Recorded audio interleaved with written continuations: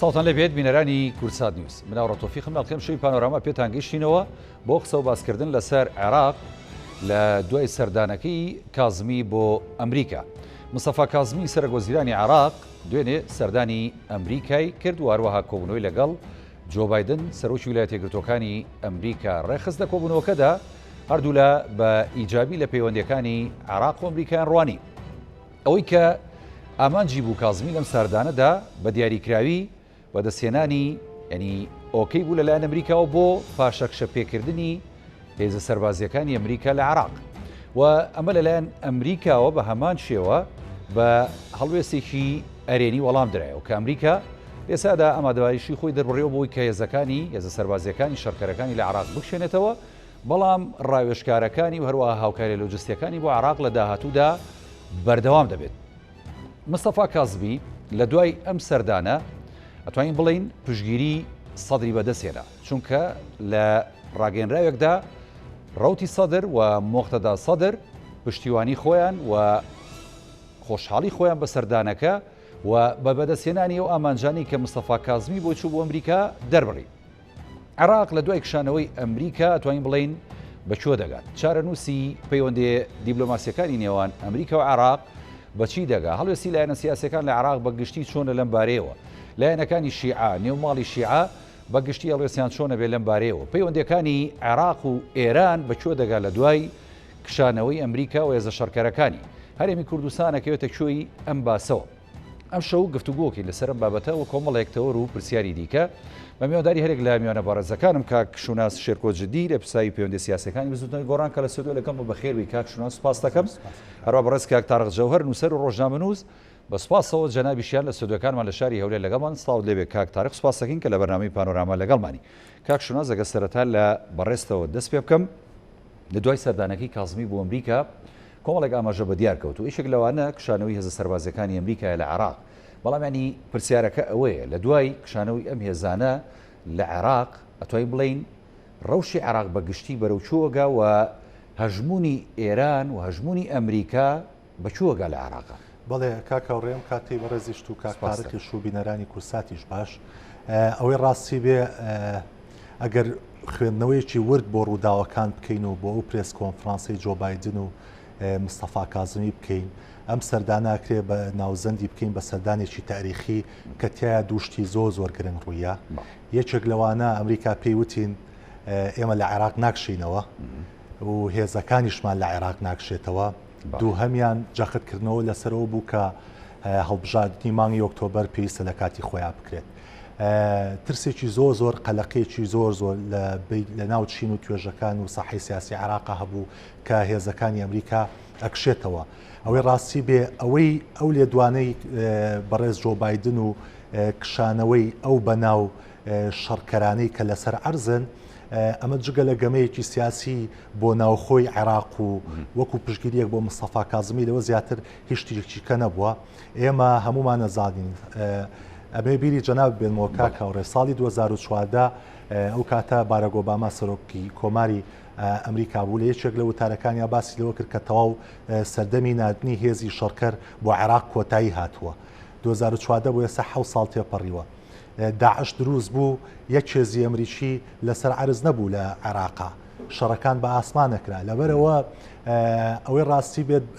من تا ئێستا متابعەی میدیای هەم عەرەبی و هەم کوردیشم کردووە، ناتێگەیشتنێک هەیە بۆی کەوا هەست دەکرێت ئەو تەواو ئەم هێزانە ئەکشێنەوە ئەمریکا ئەکشێتەوە. نا بەعکسەوە دوانەیەوەی وەکو توێڵی چاوبەستێک بێ هەم لە عێراقیەکانیش هەم لە ینی ناوخۆی ئەمریکاش کە چووکە ئەوان هەمیشە داواکەن کە هێزەکانی ئەمریکا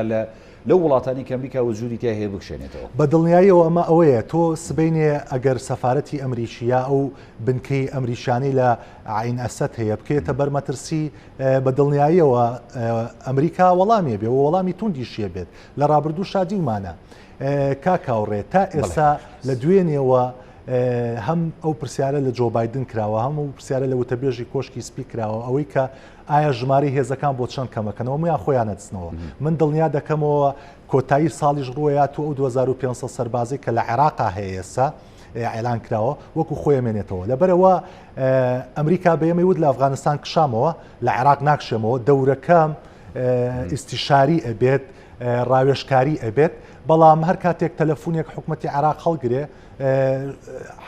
ئەوەی کە داعش ڕوویە لە چەند سەعاتێک ئەمریکا بڕیاریە بێتەوە عەرز و بەبێەوە یەک سەربازی بخاتەوە عەرز لە دوای پەلامەردان ینی قونسڵخانەی یا سەفارەتی ئەمریکا لە بەغداژ ینی بینیمان لە ماوەی شەو ڕۆژێکە چەند هەزار سەربازی شێنانە عێراقەوە ڕاستی بە دڵنیایەوە لەبەرەوە ئەمریکا بەیسەکانی ئەو مقڕانی کە هەیەی لێرەوە زۆر نزیکن و ئەو تەکنۆلۆژیایی کە هەیەی دوور نییە و من بە دڵنیاشەکەمەوە کە هێزی شەڕکەریش ئەوەی کە پێوترێ هێزی دژە تیرۆر لە ناو بنکانەیە لەوە چێوەکو خۆی بمێنێت کاک شونازەکە تێبینی کردوەکو جەنابی شچکە ینی زۆر بەجددی جۆ لە چاوپێکەوتنەکە گرتووە دیدارەکەی نێوان هەردوو لە ینی ئەو فعلەن ئەڵێت ینی ئێمە ناوی ئەمانە گۆڕین ینی لە هێزی شەڕکەرەوە بۆ ڕاوێژکار ینی کەواتە غیتائێکی بۆ دروستەکە بۆ مانەوەی هێزانە لە عێراقە ترسێکی زۆر گەورە هەبوو کە ئەمریکا لە عێراق ڕواوەکو چۆن لە ئەفغانستان ڕۆشت وەزعی بارودۆخی ئەفغانستان بەرەو خراپترە ڕوا ترسێک هەبوو کەوەی عێراقی ژۆکو ئەفغانستانی لێ دوجار ئەم ترسە لە ناو سەرجەم هێزە سیاسەکانە بوو جۆ بایدن بە ئێمە وت نەخێر بەو شێوەیە نیە ئێمە لە عێراق ئامێنینەوە من خۆم کوڕێکم لە عێراق خزمەتی کردووە لەوەتەی لە مستەشار بووە لەوەتەی وەکو ئەندامی کۆنگرێز بووە تا جێگری سەرۆکی ئەمریکا تا سەرۆکی ئەمریکا بە بەردەوامی پەیوەندی لەگەڵ عێراقا هەبووە ئەو بە ئێمە وت ئەمێنینەوە بەڵام لەژێر تایتڵێکی کەیە هێزە شیعەکان پێشوازیان لێکرەوەی کە بەڕێزەوەتێ بەڕێز مقتەدا سەدر حەکیم هادی عامری هەمویان پێشوازیان لەو هەڵوێستە کرد بەڕاستی من لای من نازانم جێگەی گومانە ئایا بەڕاستی خوێندنەوەیان بۆ واقعەکە وەکو خۆی نەکردووە یان ئەوەیە ئەیانێت بە شارع بڵێن کە ئێمە بردمانەوە ئێمە داوامانە کرد لە دوای و حەدەسانی لە مەتاڕی بەغاڕ و یا ساڵی ڕابردوو ئەو ئەوەی قاسم سلەیمانی ئەوانە ئەم هێزە شیعیانە بە خەستیاتنە سەر ئەوەی کە لە پەرلەمان و ئەو نیە لە مزاحراتیان بۆ پرۆژە یاسایان دەرکرد و داوای کشانەوەی هێزەکانی ئەمریکا و هێزە نێودەوڵەتەکانیان کرد لەبەرەوە بەمە بە خەڵکی خۆیان ئەڵێن ئێمە بردمانەوە ئەگەر ئینتیخابات لە کاتی خۆیان بکرێت کە ئەمریکیەکان و غەربیش تا حدێکی زۆر پشتگیریەکەن ئەمە ئەتوانێت وەکو بانگەشە و دەستکەوتێک بۆ هەڵبژاردن بەکاربێنە و هەروەها ئەمەش بە شێوەیەک لە شێوەکان پشتگیریشە بۆ مستەفا کازمی بەوەی کە لە ژێر سەیتەرە و هەیمەنەی ئەم بڕیارە گەورەیە دەرچووە دەست خۆشکاک شنە سپاس دەکەم بۆ ئەوشیکردنەوە بەڵێ کاگێ تارەقجەوەر جەنابتان ینی بۆ نمونە ئێستا ئەوەی کە عێراقیەکان و بە دیاریکراوی لایەنە شیعەکان بەبەستیان بوو وەکو هەموو لایەکمان بینیمان ینی دایانەوە وەکو سەرکەوتنێک کشانەوەی هێزەکانی ئەمریکا بۆ خۆیان وێنا بکەن وەکو کاکشنا زاماژی پێدەکا یا دایانەوە وەکو ڕازیکردنی شەقامی شیعی هێمای بۆ بکەن کە لە ئێستادا ئەوان توانیویانە سەر بکەون و توانیویانە مستەفا کازمی بنێرنە ئەمریکا و ئەمریکا ڕازی بکەن بۆی کە هێزە شەڕکەرەکانی بکشێنێتەوە بەڵام لە واقعدا ینی شتێکی کە دەگوزارێت لە پشتی ئەم پەیوەندیانەوە و لە پشتی ئەم کۆبوونەوەی هێزەکانی هەردوو وڵات ئەمریکا و عێراق و ئەو ڕێکەوتنە استراتیژیانی کە لە داهاتوودا بەنیازن هەردوو وڵات ئیمزای بکەن بەگشتی لە ئێستادا جەنابەت وەکو نووسەر و ڕۆژنامەنووسێک چۆن خوێندنەوەکی بۆ بە دیاریکراوی بۆ سەردانەکەی مستەفا کازمی و بۆ ئەو ڕێکەوتنانی کە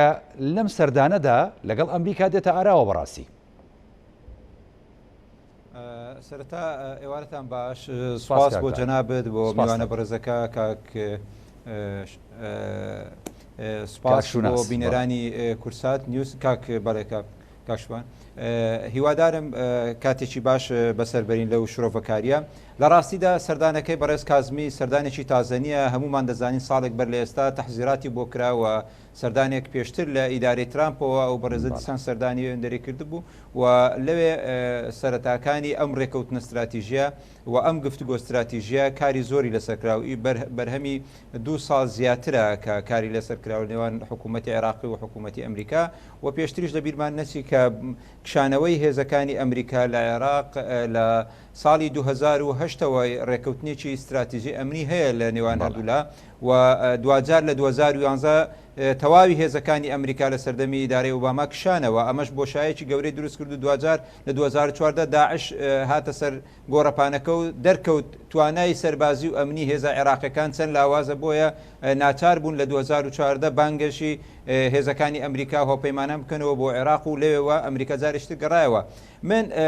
لە ڕاستیدا لە بەشێک بۆچوونەکانی برای خۆشەویستم هاوڕام کە ئەمە بەڕاستی من ناتوانم ناوی لێ بنێم کشانەوەی ئەمریکا لە عێراق بەڵکو جارێکی تر تەمەرکوزکردن یاخود ڕێخستنەوەی هێزەکانی ئەمریکای ئەمە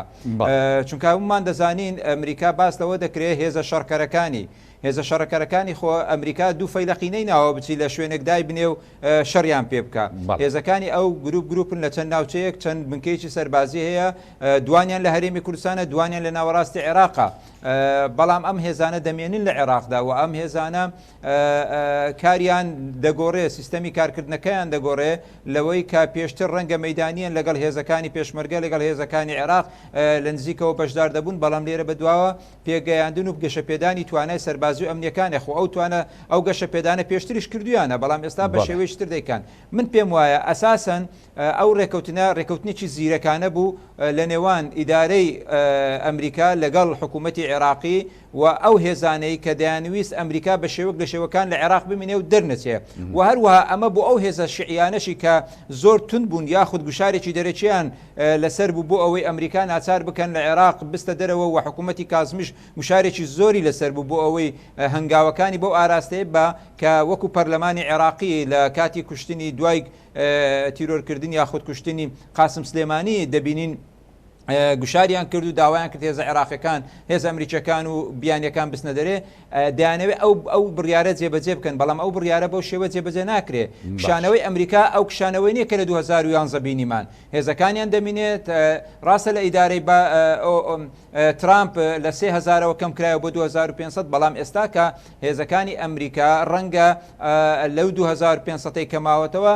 500 دانەیەکیان وەکو ڕووکەش بە نیشاندان و ڕووماڵکردن بگوازێتەوە بەڵام ئەوی تر بە ناوی ڕاوێشکار بە ناوی گەشەپێدانی توانا و بەهێزکردنی توانای ئەمنی هێزە عێراقیەکان و هەرێمی کوردستانیش هەلومەرجەکە هەلومەرجێکی گرژە لە عێراق هەلومەرجەکەم پێم وایە بۆ هێورکردنەوەی دۆخی ناکۆچی سیاسی لە ناو عێراقیەکان و ئەنجامدانی هەڵبژاردنەکان هەنگاوێکی باش بوو کە تا حدێک ئیمتیساسی بێزاریەکانی ئەو لایەنانە بکا کە دەیانگوت عێراق وڵاتێکی داگیرکرا و ئەمریکا هەیمەنێ بەسەریدا هەیە باشە کاگێ تارغیانی ئەمە بۆ نمونە بۆ ناوخۆی عێراق و بۆ لایەنە شیعەکان ینی تا ڕادەیەک دامرکانەوەیەکە و ئەمریکا ینی بمانەتون نەمانەوێت چەندین ملیارەها دۆلاری لە وڵاتەدا سەرف کردووە چەندین سەربازی لە وڵاتەدا کوژراوە و ئێستاش چەندین بەرژەوەندی و کۆمپانیای لە وڵاتە هەیە کە دەبێت ئەمانەش بپارێزێت بەڵام ئەوەی کە لێرەدا دەبێتە بەریەکەوتنێکی قورس بە تایبەتی بۆ ئێرانەکان ینی ئێرانەکان هەژمونێکی فراوانیان هەیە لە عێراق و قەڵەمڕەویشی گەورەیان هەیە بەسەر لایەنە شیعەکانەوە دیاریکراوی و تایبەتی بەسەر باڵی سەربازی ئەم لایەنانەوە کە حەشی شعبی ئێستا لە عێراق ئەمانە هەندێک جوڵاکەن کە بە دڵی ئەمریکا و بە دڵی مستەفا کازمی نییە هەڵوێستی ئێران بە گشتی چۆنە بێ لەم ڕێکەوتنە نوێیانەی نێوان ئەمریکا و عێراق تا ڕادەیەک ئەتوانین بڵین ئێرانیش نەرمیە نوێنە لەبەرەوەی خۆێسە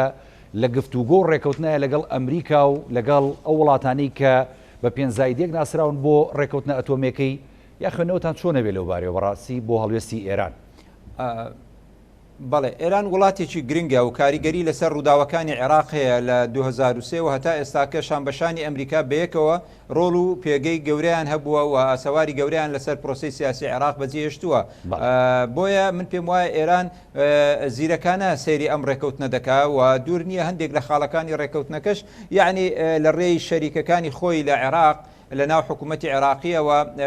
هەوڵی دابی جێ بۆ بکاتەوە بەڵام مەرز نییە هەمووی بەخواستی ئێران جێبەجێ کرابی چونکە دوجار وەکو بیستمان وەکو بینیشمان کە ئەمریکا هێزەکانی ڕێک دەخاتەوە باسی وی ناکە وەکو ئەفغانستان چکەوەی لە ئەفغانستان ڕوویدا جیایە لەگەڵەوەی کە لەسەر گۆڕەپانی عێراق هەم هەڵکەوتەی جوگرافی و پێگەی عێراق وەکو وڵات لە ناوچەی ڕۆژهەڵاتی ناوەڕاست جیایە لەگەڵ ئەفغانستان و بەرژەوەندەکانی ئەمریکا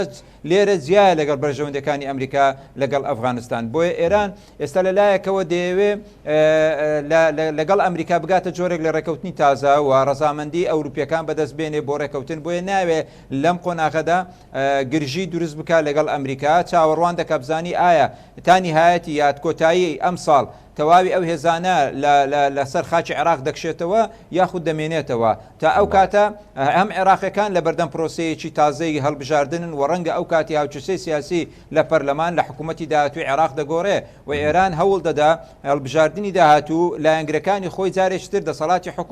حکوومەت لەدەست ئەوان بی مقابلی ئەوە ئەمریکەکانیش دەیانەوێ لەڕێ ئەو دامەی کە بۆ ئەو تەیاراتانەی لەناو حکوومەتی عێراقی کردویانە ئەم ڕێکەوتنە دەبێتە پاڵپشتێک بۆ کازمی و بۆ ئەو تەیاراتانەی وەکو لایەنی کوردی و لایەنی سونی و هەندێک لایەنی شیعیش کە ئەمریکا دەکشێتەوە و ئەمریکا لێرە نامینێتەوە بۆیە من پێم وایە لە قۆناغی ئێستادا بۆ تا کۆتایی ئەمساڵ ئێران ینی پەرچەکردارێکی توندی نابێ و ڕەنگە زۆر دژی ڕێکەوتنەکەش بەیان دەرنەکاتن بەڵکو چاوەڕوان دەکات تاوەکو بزانین تا چەند لەسەر ئەرزی واقع ئەم بڕیار و ئەم ڕێکەوتنە جێبەجێ دەکرێت کە ئەمریکا لێرە سەحب دەکات. دەست خۆش کاگێ تارق دێم و خزمەت جەناوت کاک شوناس ینی وەکو کاکتارق ئاماژەی پێدایانی ڕۆڵی ئێران زۆر گرنگە لە عێراقدا بە دیاریکراوی چکە هەمیشە هەژمونی ئێران زۆر فراوان بۆ لەم ناوچەوە بە دیاریکراوی بەسەر لایەنە شیعەکانیشەوە بەڵام لە عێراقدا هەر ڕووداوێک گوزەرا بێت ینی دەستی ئێران و ئەمریکای تێدا بوو ینی بەرژەوەندی هەردوو لایەن پارێزراوە و دوجاریش لە پشتپەردەوە ڕێکەوتنی دوو وڵاتە هەبوو لە سەردانانی سەرک وەزیر لە سەردانانی وەزیرێک لەسەر یەکلایکردنەوەی هەرە کێشە سیارەکان کە لەم وڵاتەدا ڕاگوزاریوە. ئێران وەکو کاکتارق ئاماژەی پێدا پێ وایە ینی نەرمی ئەنوێنێ لە بەرامبەر هەر هەڵوێستێک کە ئەمریکا لە عێراقدا بینوێنێ یاخود هەر ڕێکەوتنێکە لەگەڵ عێراق بێنێتە ئاراوە یاخود نەخێر ئەو چاوەڕێکە لە ڕێکەوتنە ئەتۆمێکی خۆشی لەگەڵ ئەمریکا و وڵاتانی دیکە بگاتە نەتیجەیەک ئەو کات پەرچەکرداریە بێ. ئێران ئەزانێت ئەمریکیەکان لە عێراق قورسە بکشێنەوە چونکە لە ڕووی جیۆپۆلیتیکەوە کاک هاوڕێ ئەگەر ئەمریکا لە عێراق بکشێتەوە بێ لە سووریاش بکشێتەوە عێراق شوێنێکی زۆر استراتیژیە بۆ ئەمریکا. ئێمە بیرمان نەچێت یەکێک لەو دۆناڵد ترەمپ بە سیاسیەکی تازە ناسرااو بوو کە سیاسەتی نەکرد بوو یەکسەر هاوبوو بە سەرۆک کۆماری ئەمریکا یەکێک لە وتەکانی سەبارەت بە مانەوەیان لە عێراق بۆ دووشت بۆیە کە چاودێری ئێرانەکەن لە منطقەی بۆی بزانن کە چییە گوزەرێ بە ئاشکراوە لەسەر تەلەڤیزۆن وتی لەبەرەوتیمە عێراق وەجێ ناڵێن لێرەوە چاودێری ئێرانەکانەکەن بۆی بزانین چیەکەن. ئەمریکیەکان و هەم جۆ بایدنیش جددیە لەسەرەوەی کە ئێران نابێت بێ بە خاوەنی چەکێتۆمی و ئەوەی نەشادەوە لە پرێس کۆنفرانسەکە یاوتی. پرسیارەکە ئەوەیە کاکاوڕێ ئایا ئەگەر ئێرانیەکان ئەم بە تایبەتی ئەو تیارانی کە نزیکن لە ئێرانەوە دەست پێشخەری ئەم مستەفاق ئەم ڕێکەوتنەی کە گوایە لە واشنگتۆن کراوە بە کشانەوەی هێزە شەڕکەرەکان پێشوازی لیەکەن لە چەند مانگی ڕابردووە تا کۆتایی هەڵبژاردن هیچ پەرچەکردارێکیانە بێ بە بڕوای من ناتوانن هیچ پەرچەکردارێکیانە بێ لەبەرەوەی ئەمە تقریبا واف ئەیفرۆشنەوە بە خەڵکی عێراقەوەی کە یەکێکە لە دەستکەوتەکانی هەم ئەو هێزانی نزیکن لە ئێرانەوە و هەم خودی ئێرانیش خۆی لەبەرەوە هیچ پەرچەکرداری نابێ و من دڵنیام جۆ بایدن ئەو دوو کۆمنتی لەسەر وەرەقەکەن و سیدوای ئاوا بەرزی کردەوە کە پرێس کۆنفرانسەکەی کە پرسیاریانەکەرەوەی کە جوابی هەر هێرشەگەینەوە کە لەلایەن ئێرانەوە بۆ ئێمە بێت بە دڵنیایەوە جۆ بایدن ویستێتی ئەو دوو کۆمنتە پیشانی پرێس سەحوفیەکان با و لەوێشەوە بگوازێتەوە لامان کاتا مەسجەکە بۆ ئێرانیەکان لەوەی کە ئەگەر پتانەوێت بەردەوام بن لای هێرشکردنە سەر ئەمریکیەکانەوە بە دڵنیایێمە کاردانەوەمانە بێ و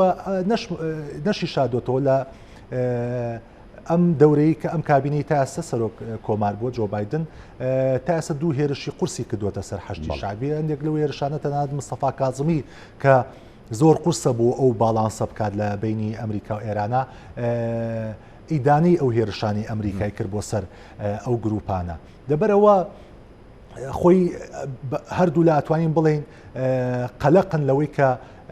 چاوەڕێی نەتیجەی هەڵبژاردن بزانن چیە بێ لەبەرەوە ئەکرێتە ئەم گەمەیە ئەکرێتە دوای هەڵبژاردنەکان هەندێک چاودێری دیکە کە چاودێریم ڕەوشاکەن وەها وێنایەکەن ئەڵێن بۆ نمونێسە ئەمریکا لە ئەفغانستان کشاوەتەوە تا ڕادەیەک ئەفغانستانی بەجێشتۆ بۆ هەندێک وڵاتان و ئاماژەکانیش بەوەیە کە ئێران لە هەولێوەدایە حەشدێکی هاوشێوەی عێراقیەکان لە ئەفغانستانیش دروست بکات کەواتە ئەمە تا چەند ڕاستیانی ئەفغانستان دەداتە ئەمریکا لێرەوە ئێران عێراق دەداتەوە ئەمریکا ئەمەیان ینی ئەتوانین بڵین هاوسەنگی ڕاگرتنە لە نێوان هەردوولادا بە شێوەیەک لە شێوەکانە توانین بڵین ئەو قازانجانەی ئەمریکیەکان لە ئەفغانستانیان کرد هاوشێوەیە و قازانجانیە کە لە بانەوەیان لە عێراقی کەن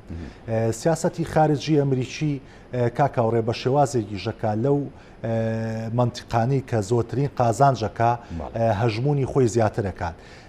دوای ئەو هەژدە ساڵ زیاترمانەوەیان لە ئەفغانستانە ئیدارەکانی ئەمریکا ئێستش تەوەتوراتی ئەوە هەیە کە بەشێک لەو بڕیارانە بڕیاری هەڵە بوون بەڵام گەشتنەوە قەنەعەتی کە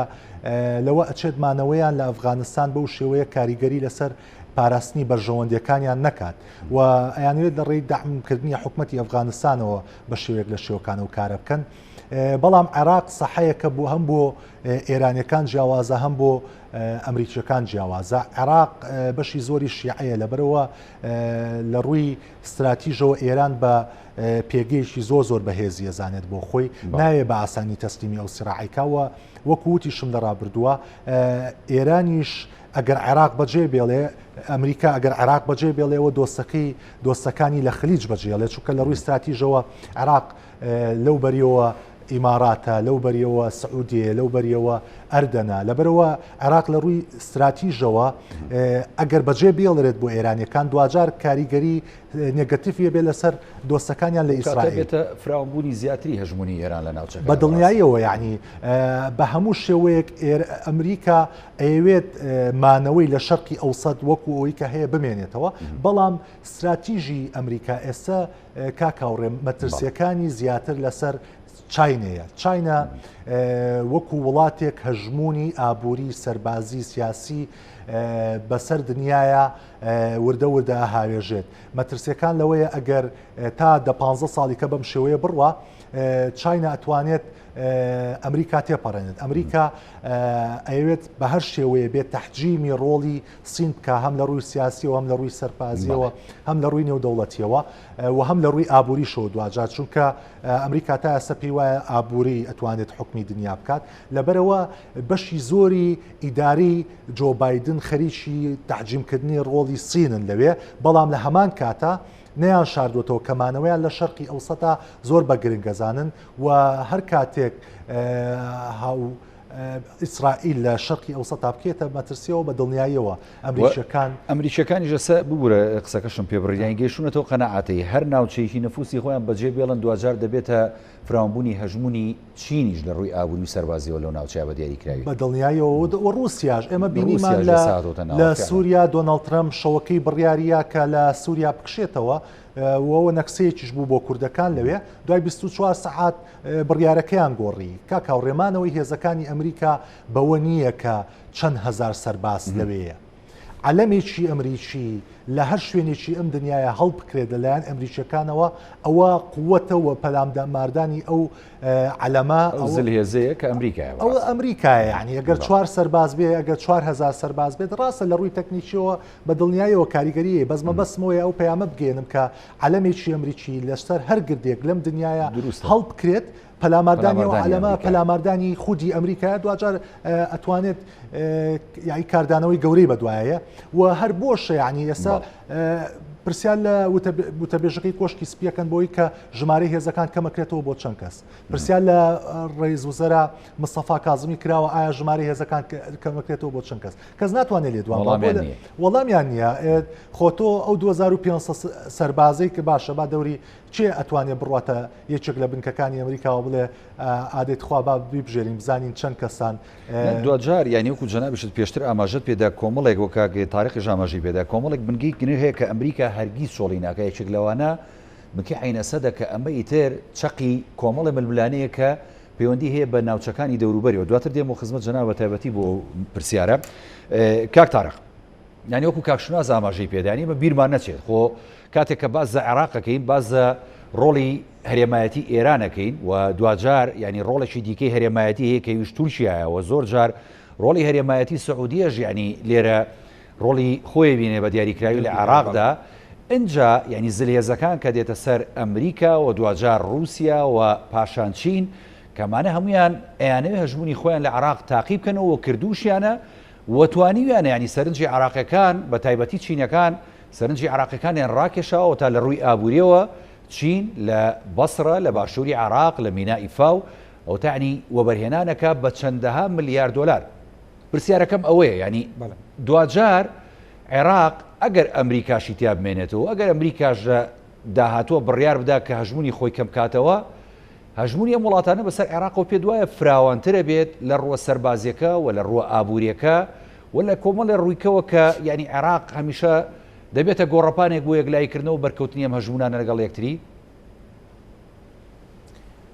بەڵێ لە ڕاستیدا کاک هاوڕێ ئەو ڕێکوتنە ڕاستە ناونیشانەکەی یاخود ئەو لایەنێک کە تێدا لە میدیاکان ڕووماڵی زیاتر و تیشی زیاتری خراوەتە سەر باس لە کشانەوەی هێزەکانی ئەمریکا و لایەنە ئەمنی و سەربازەکەیە. لە ڕاستیدا ئەگەر بچێ ناوەڕۆکی ڕێکەوتنامە یا گفتوگۆ استراتیژەکەی نێوان عێراق و ئەمریکا زۆر بواری تری لەخۆ دەگری زیاتر لە 10 بۆ 12 بواری زۆر گرنگی استراتیژی کە هەمویان دەستنەخانەی مانەوەی ئەمریکا و هەژمونی ئەمریکا و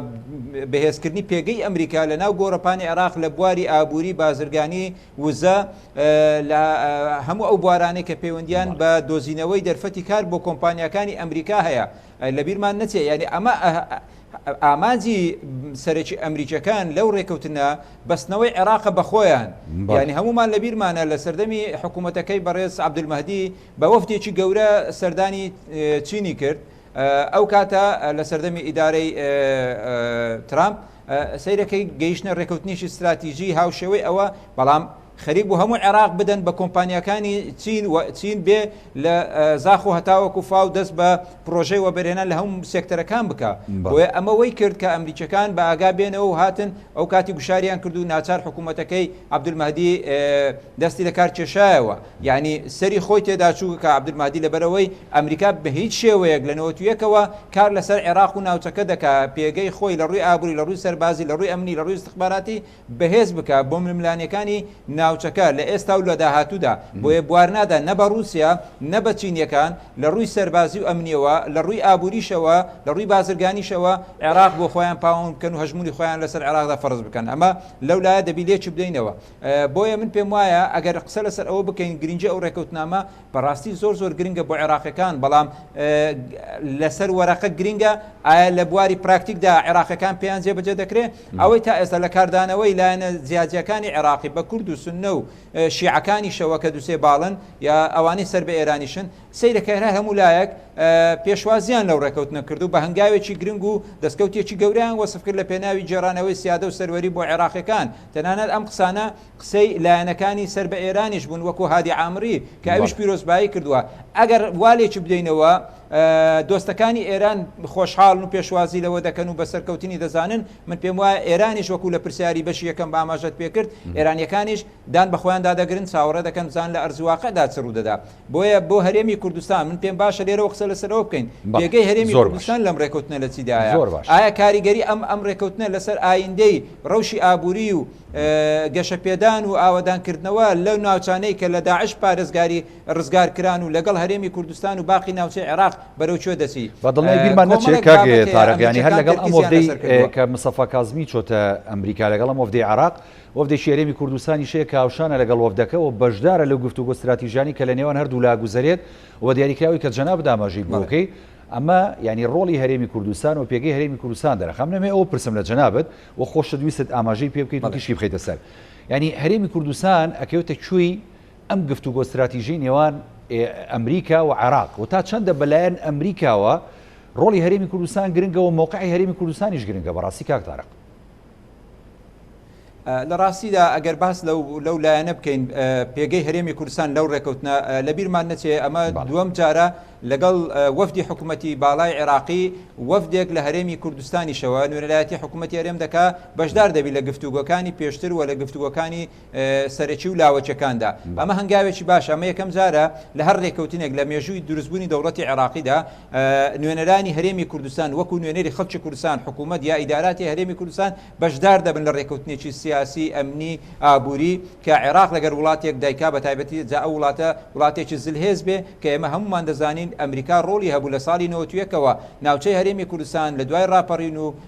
دروستبوونی و ئەزمونە لە هەرێم ئەمریکا و ئەوروپیەکان فەڕەنسا و بەریتانیا ڕۆڵی گرنگ و گەوریان هەبووە لە دروستکردنمانەوە و پاراستنی و لە جێگیرکردنی مافەکانمان لە دەستوری عێراقیدا. بۆیە من بە دووری نابینم کە ئەمریکەکان لەوە خۆشحاڵ بوون هەرێمی کوردستان وەکو حکوومەت، چونکە عێراق بەڕاستی لە ململانەیەکی زۆر قوڵ و توندا لە نێوان سونە و شیعە و لە نێوان ماڵی شیعەکانیش و هەژمونی ئێرانیش زیادی کرد بوو. بۆیە ئەگەر حکوومەتی هەرێمی تێدا نەبووە من پێم وانە ڕێکەوتنەکە بەو شێوەیە دەردەچوو، چونکە هەمومان دەزانین هەرێمی کوردستان ئەگەر لە خەڵکەکەشی بپرسی لەگەڵ ئەوە نین بەقەدەر ئەو حماسەی کە هەندێک لە ناوەڕاست و باشووری عێراق دژی مانەوەی هێزەکانی هاوپەیمانان و ئەمریکان لە عێراقدا. بۆ ئێمەی کورد ئەوان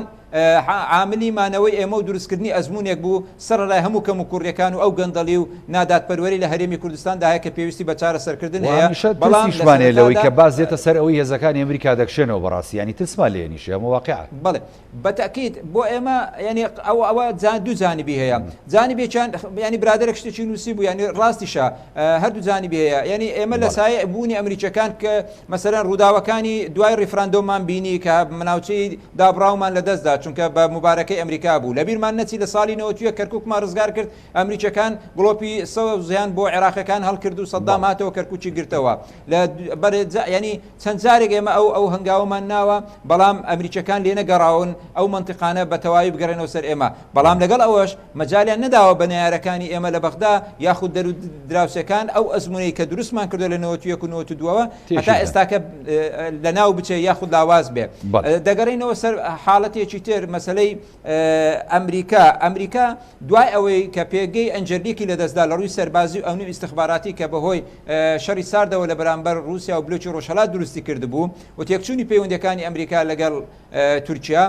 من پێم وایە هەرێمی کوردستان باشترین شوێن و پێگەیە بۆ ئەوەی بتوانی هێزەکانی خۆی ئەگەر لە ناوچەکانی تری عێراقیش ینی لاواز بێ و نەمێنێتەوە دەتوانێت لە چوارچەوەی ئەو ڕێکەوتنە استراتیژیەکە نوێنەرانی هەرێمی کوردستانیش و دەنگ و داخوازی خەڵکی کوردستانیشی تێدا بووە جۆرێک لە شەرعێت بە مانەوەی هێزەکانی خۆیان بدەن لە هەرێمی کوردستان چونکە لێرە ئەزمونێکەیە دەستوری عێراقی دانی پێداناوە پەرلەمان و حکوومەتی خۆی هەیە سەلاحیاتی خۆی هەیە دەتوانی مادام بەشدارە لە ڕێکەوتنەکە لە مۆرکردون لە گفتوگۆکان بۆی هەیە ئەو داواکاریانە جێبەجێ بکات. من پێم وایە بۆ هەرێمی کوردستان جگە لەلایەنە ئەمنیەکە جگە لە پێهێزکردنی هێزی پێشمەرگە و داعمکردن و تەجهیزکردنی هێزی پێشمەرگە هەروەها لە ڕووی ئابووریەوە لە ڕووی وزەوە ئەمانە هەموو ڕۆڵی دەبێت لەوەی کە کۆمپانیەکانی ئەمریکا بە شێوەیەکی فراوانتر لە عێراق و لەوێشەوە لە هەرێمی کوردستانەوە بکەن و لەوەدا من پێم وایە لە هەموو بوارەکاندا هەرێمی کوردستان سودمەند دەبێت بەقەدەر ئەو خێرەی ئەگەر لە ڕێکەوتنەکە وەکو خۆی جێبەجێ بکرێ وەکو بەرنامەی بۆ داڕێژراوە من پێم وایە هەرێمی کوردستان پشکێکی باش لە بەرژەوەندیەکانی دەچێتە پێشەوە لەگەڵ ئەمریکا و لە ڕووی ئابووری و بازرگانی و گەشەی ئاوادانکردنەوە زیاتر بژانەوە بەخۆیەوە دەبینێت. زۆر باشە کاک تارێخژان دەست خۆش کاک شونازیانی بۆ نمونە ئێمە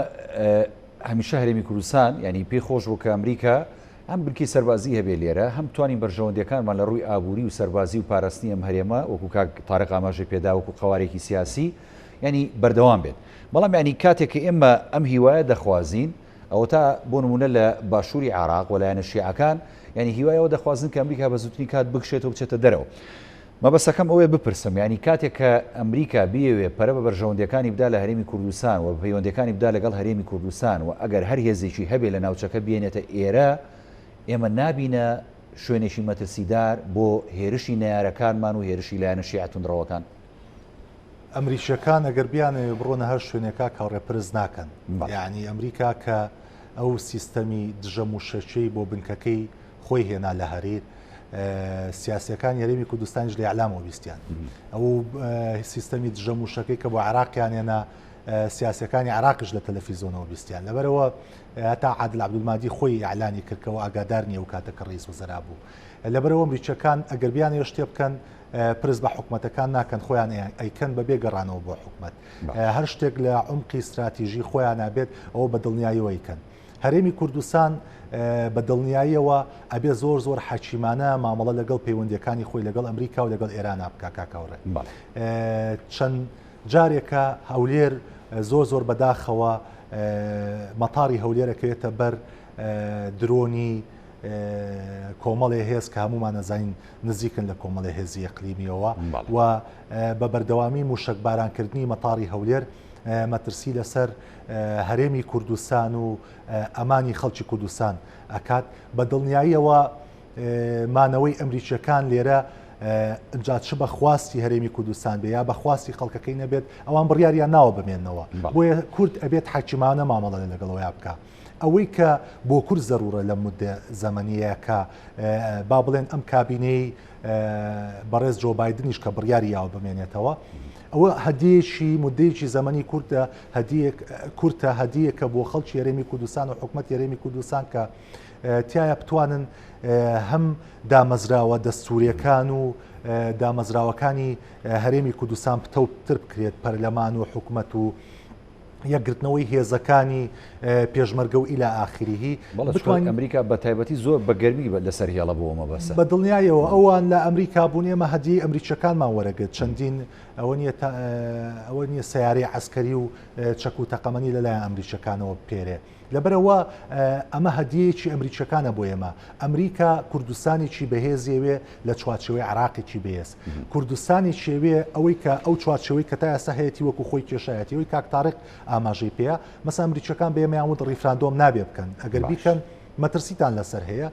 بەداخەوە ئێمە کرمان و 150 خاچی کوردستان لە دەست و ئیلا ئاخری کە نامانەیە بگەڕێنەوە ئێمە لە ڕووی ئابووری شۆ چوین هەڵەیەکی کەمان کرد چوین کۆمپانیا ڕوسیەکانمان هێنا لە بەرامبەر کۆمپانیا ئەمریکیەکان بە دڵنیایەوە کۆمەڵی هەڵی استراتیژیمان کردووە لەبەرەوە ینی کەواتە بێ کورد ئەزمون وەرگێ کورد ئەبێ ئەزمون وەرگێ کوردستان نابێ بە هیچ شێوەیەک ببێ بە تەرەف لە بینی ئەمریکا و ئێرانە ئێمە